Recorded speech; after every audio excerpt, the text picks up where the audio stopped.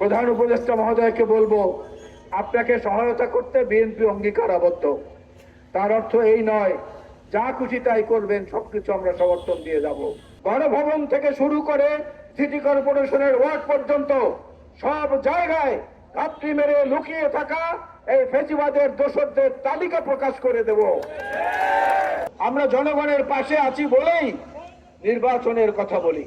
নির্বাচনের কথা বললে আপনারা গোস্বা করেন, এই গোস্বা করাটা তো ঠিক না।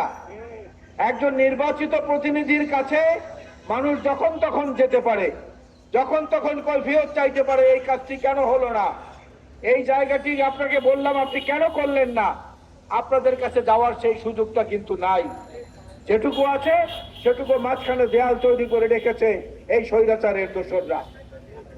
আমরা আজকে একটা পরিষ্কার কথা পরিষ্কারভাবে স্পষ্টভাবে আপনাদের কাছে বলতে চাই, নির্বাচন হচ্ছে একটা গণতান্ত্রিক প্রক্রিয়া।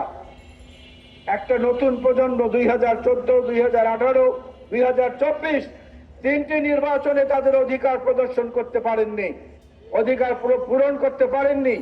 তারা মুখিয়ে আছেন একটা নিরপেক্ষ নির্বাচনে ভোট দেওয়ার জন্য। ওই বাতাসের মতো, ওই নদীর মতো, ওই চন্দ্রের মতো, ওই সূর্যের মতো, সাগরের মতো আমরাও বলতে চাই তাদের অধিকারকে প্রতিষ্ঠিত করার জন্যই আমরা নির্বাচনের কথা বলি।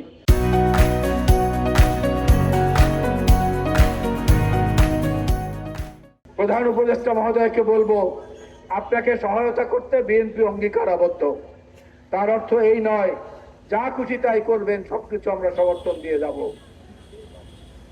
একটা নির্দিষ্ট সময়ের মধ্যে প্রশাসনের বিভিন্ন স্তর থেকে ফ্যাসিবাদের দোসর এই জঞ্জালদের যদি পরিষ্কার না করেন, বঙ্গভবন থেকে শুরু করে ইউনিয়ন পরিষদ, গণভবন থেকে শুরু করে সিটি কর্পোরেশনের ওয়ার্ড পর্যন্ত সব জায়গায় ঘাপটি মেরে লুকিয়ে থাকা এই ফ্যাসিবাদের দোসরদের তালিকা প্রকাশ করে দেব এবং সেই তালিকা জনসমক্ষে সাংবাদিকদেরকে দেব। দেয়ালে দেয়ালে টানিয়ে দেব সারা বাংলাদেশে।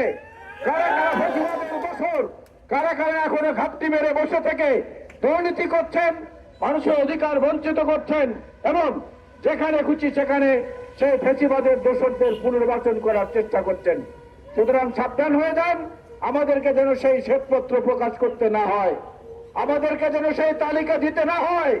না আগস্ট বিপ্লব পালনের সঙ্গে সঙ্গে, জুলাই বিপ্লব পালনের সঙ্গে সঙ্গে যদি এই দাবি পূরণ না হয়, এরপরে আমরা সত্যিকার অর্থেই সেই তালিকা প্রকাশ করে দেব ফ্যাসিবাদের দোসররা কোথায়, কোন পর্যায়ে, কি অবস্থানে রয়েছেন।